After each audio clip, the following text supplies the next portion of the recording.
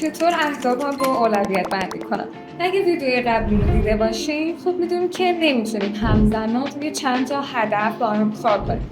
از طرفی اینکه ما کدوم هدف رو قبل از بقیه شروع کنیم و کدوم هدف رو اولویت قرار بدیم خیلی مسئله مهمیه. برای همینه که از چرخه زندگی استفاده می‌کنیم. چرخه زندگی یک ابزار خودارزیابیه که میزان تعادل و رضایت فرد رو در حوزه‌های مختلف نشون میده. این ابزار به ما کمک میکنه که اهدافمون رو اولویت بندی کنیم و تعادل رو در همه حوزه‌های زندگیمون حفظ کنیم. چرخه زندگی رو میتونیم به یه عکس قبل از عمل تشبیه کنیم. عکسی که به ما نشون میده که کدوم قسمت‌ها نیاز به اصلاح دارن و در آینده مشخص میکنه که نتیجه تلاش‌های ما چی بوده و ما به کجا رسیدیم.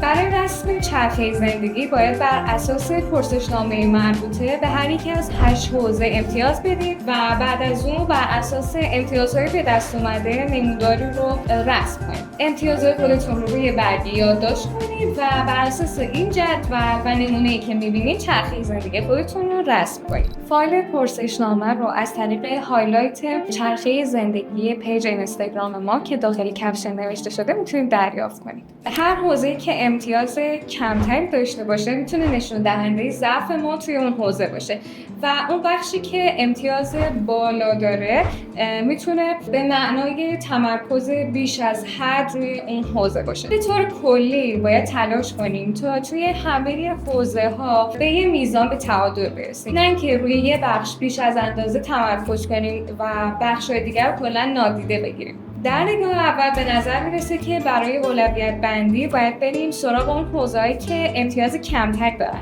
اما قبل از اون باید به 2 نکته توجه کنیم. نکته اول ریشه یابی هستش. بعضی وقتا ممکنه که توی حوزه ما ضعف داشته باشیم اما دلیل این ضعف در یه بخش دیگه باشه. مثلا اگه فردی ارتباطات اجتماعی ضعیفی داشته باشه میتونه علت اون مشکلات مالی یا یه سری مشکلات خانوادگی باشه و بهتره که به جای اینکه اول روی مهارت‌های اجتماعیش تمرکز کنه وضعیت مالی خودش رو بهبود ببخشه. دومین مورد همپوشانی اهدافه. بعضی وقتا رشد توی یه حوزه میتونه به رشد توی حوزه‌های دیگه هم کمک کنه. مثلا پیشرفت در یادگیری میتونه منجر بشه به افزایش درآمد و در نتیجه حوزه مالی اون فرد رو تقویت میکنه. این یعنی به جای اینکه ما 2 هدف جداگانه تعیین کنیم یه هدف کلیدی انتخاب کردیم.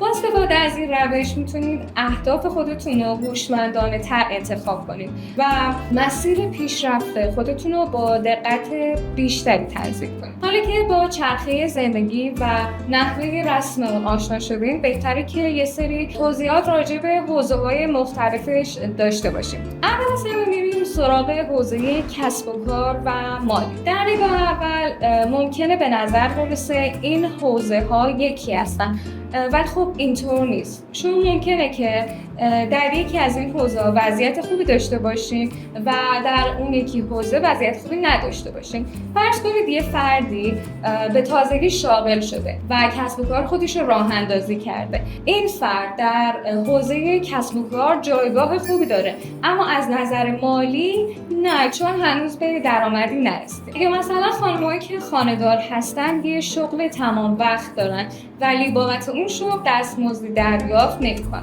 برعکس این قضیه هم وجود داره. مثلا شخصی که به تازگی ارثی بهش رسیده میتونه از نظر مالی در وضعیت خوبی قرار داشته باشه، در صورتی که این فرد حتی بیکار باشه و شغلی نداشته باشه. یا شخصی که خونه یا مغازه رو اجاره داده و مبلغ اجاره بهای اون تبدیل به یه منبع درآمد شده، در صورتی که وقتی از اون فرد راجع به شغلش سوال بپرسید میگه که من شغلی ندارم. حوزه رشد و یادگیری به معنای یاد گرفتن مهارتی هستش که میتونه ما رو به اهدافی که داریم برسونه.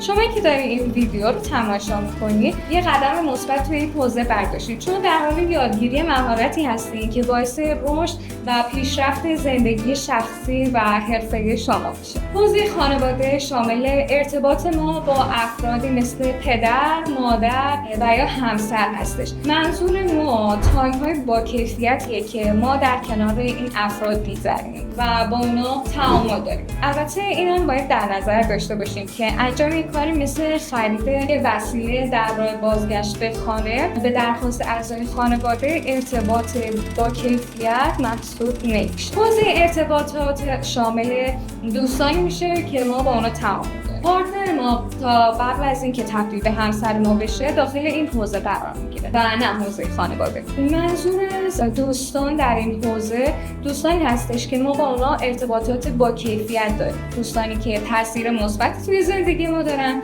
و باعث ایجاد انگیزه در میشن. حوزه تفریح هم همونطور که از اسمش پیداست به دنبال حال خوب و تفریح هستش. ایده‌ترین حالت تفریح هم مسافرت رفتن و یا پیکنیک رفتن با اعضای خانواده یا دوستان هستش. ولی خب این کاری نیست که ما همیشه و هر روز فرصت داشته باشیم تا انجام بدیم. اسرار دیگه هم وجود داره که باعث حال خوب میشه. برای هر فردی این راه متفاوته. یه نفر کتاب میخونه، یه نفر فیلم نگاه میکنه و بعضی‌ها با بیرون رفتن پیاده روی کردن حال خودشون رو خوب می‌کنن. ولی همیشه باید یادمون باشه که چک کردن شبکه‌های اجتماعی تفریح نیستش و نه تنها باعث ایجاد حال خوب نمیشه بلکه انرژی منفی هم به ما میده. همچنین مصرف مواد مخدر و یه سری نوشیدنی ها شاید در لحظه به ما یه حال خوبی رو بدن ولی توی بلند مدت آسیب‌های زیادی به ما میرسونن و خب این کار هم در حوزه تفریحات حساب نمیشه. حوزه معنویت برای افراد متفاوت هستش. یه نفر نماز میخونه، یه نفر مدیتیشن مراقبه انجام میده و یه نفر دیگه ممکنه رسیدن به گل و گیاها و کمک کردن به حیوانات رو ترجیح بده. ما در امور معنویت به دنبال آرامش و حس کردن خداوند در وجود خودمون هستیم و رسیدن به این مهم برای هر فردی بسته به سبک زندگیش متفاوت هستش. حوزه سلامتی همونطور که از اسمش پیداست همه جنبه‌های سلامتی در بر. برای برخی سلامتی فقط ورزش کردن و باشگاه رفتن هستش در حالی که اصلا اینطور نیست. ورزش کردن فقط جزوی از سلامتی هستش و غذای سالم، خواب کافی، چکاپ سالیانه و یه سری موارد این شکلی همه جزو سلامتی هستن. برای پیشرفت توی این حوزه ما باید تلاش کنیم که به مرور به این موارد دست پیدا کنیم. حالا که با مفهوم چرخه زندگی آشنا شدیم و یاد گرفتیم که چطور اون رسم می‌کنیم میریم سراغ ادامه ماجرا. یک یا دو حوزه‌ای که می‌خواید روی اون کار کنید و انتخاب کنید و بر اساس انتخاباتون اهدافی رو تعیین کنید که باعث رشد و پیشرفت در اون حوزه بشه. یه نکته مهمی که اگه تصمیم دارید دو حوزه رو برای شروع انتخاب کنید حتما یادتون باشه که نباید هر دو حوزه‌ای باشن که بیشتری ضعف رو در اون داریم. چون اینطور فشار خیلی زیادی به خودمون وارد میکنیم و ممکنه که ادامه مسیر خیلی برامون سخت بشه و حتی غیر ممکن بشه. حالا نوبت برنامه ریزی برای شروعه. پس یک خودکار رو کاغذ بیاریم تا شروع کنیم. اول از همه یه فلش رسم کنیم و توی تقریب 3 ماه آینده برید و مشخص کنید که بر اساس حوزه و هدفی که انتخاب کردین قراره که کجا باشه. اونا رو همراه با تاریخ نوک فلش یادداشت کنید. حالا فلش رو نصب کنید و وسط اون تاریخ 6 هفته آینده رو بنویسید و مشخص کنید که توی اون تاریخ هدفتون به کجا رسیده. برای مثال فردی قصد 10 کیلوگرم کاهش وزن رو طی 3 ماه آینده داره. پس در نوک فلش می‌نویسه که 10 کیلوگرم وزن کم کردم و وسط اون می‌نویسه که 5 کیلوگرم کاهش وزن داشتم. کار به اندازه زمانی که بهش اختصاص داده شده طول می‌کشه. بنابراین نباید چالش برانگیز بودن رو فراموش کنیم. یادآوری می‌کنم چالش برانگیز بودن به این معنی هستش که هدف باید امکان پذیر باشه ولی نیاز به تلاش قابل توجهی هم داشته باشه.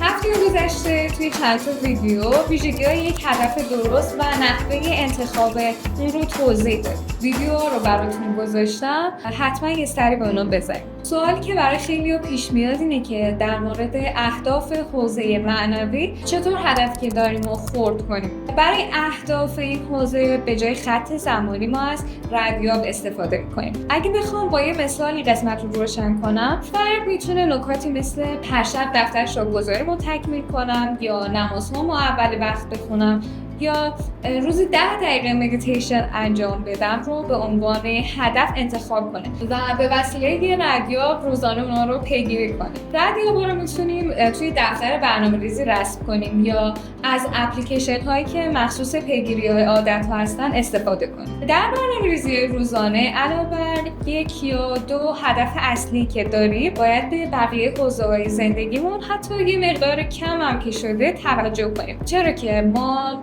در تلاشیم که تعادل رو در زندگیمون برقرار کنیم. بنابراین اگر فقط روی 1 یا 2 حوزه کار انجام بدیم و تمرکز کنیم و به بقیه حوزه‌ها هیچ گونه توجهی نداشته باشیم، در نهایت باز هم تعادل زندگیمون به هم می‌خوره و نمیتونیم به تعادل کامل برسیم. البته در ابتدای کار ممکنه که پرداختن به همه حوزه‌ها خیلی سخت و چالش برانگیز باشه، اما به مرور زمان این کار به امری راحت و عادی تبدیل میشه. برخی افراد روش‌های شخصی سازی شده برای نوشتن برنامه روزانه‌شون دارن. اگه این روش‌ها برایشون مفید هستش، میتونید همچنان از این روش‌ها استفاده کنید. اما اگه که نه، میتونید از روش پیشنهادی ما استفاده کنید. برای شروع در بالای برگه تاریخ همون روز رو می‌نویسید و بعد حوزه یا حوزه‌های انتخابی خودمون رو به همراه اهدافمون در کنار هر کدوم یادداشت می‌کنیم. حالا نوبت نوشتن یک چک لیست از کارهایی هستش که باید در راستای اهدافمون انجام بدیم. هر حوزه رو می‌نویسیم و جلوی اون لیستی از فعالیت‌های مربوط به همون حوزه رو یادداشت می‌کنیم. این چک لیست باید هر شب بررسی و ارزیابی بشه. بنابراین سعی می‌کنیم که این کار رو قبل از ساعت 10 شب انجام بدیم. ارزیابی شامل تیک زدن کارهای انجام شده، نوشتن نکات مثبت روز و ارزیابی عملکردی که در روز داشتیم. نوشتن نکات مثبت روز در ابتدا شاید کار سختی به نظر بیاد، حتی از نظر یه عده مسخره باشه. برای همین یه سری از فواید اون رو میگم تا باهاش بیشتر آشنا بشید. اول که باعث افزایش خوشبینی و نگرش مثبت میشه. وقتی روی جنبه‌های خوب زندگی تمرکز می‌کنیم، دیدگاهمون نسبت به مسائل بهتر میشه و خب افکار منفی کم کم کمرنگ میشه. دومی که باعث بهبود سلامت روان میشه. ثبت تجربه‌های مثبت کمک میکنه که استرس و اضطراب کمتر بشه و ذهن آرومتر بره. سومی که باعث تقویت اعتماد به نفس میشه. وقتی که هر روز سعی کنید یه نکته مثبت رو پیدا کنید و بنویسین، کم کم متوجه میشین که حتی توی روزهای سخت هم موفقیت‌های کوچیکی وجود داره و این موفقیت‌ها باعث احساس رضایت و افزایش اعتماد به نفس شما میشه. علاوه بر اینا، نوشتن نکات مثبت باعث میشه بیشتر شکرگزار باشیم، خلق و خوی بهتری داشته باشیم، عادت‌های سالم‌تری بسازیم و توی مواجهه با چالش‌ها قوی‌تر عمل کنیم. راستی حواست باشه که دنبال چیزای عجیب غریب نباشید. بعضی وقتا خوردن یه لیوان آب خنک وسط گرمای تابستون خودش یک نکته مثبته و قرار نیست که حتما یه اتفاق خاص یا بزرگ باشه. و یه نکته مهم دیگه این که با خودت صادق باش.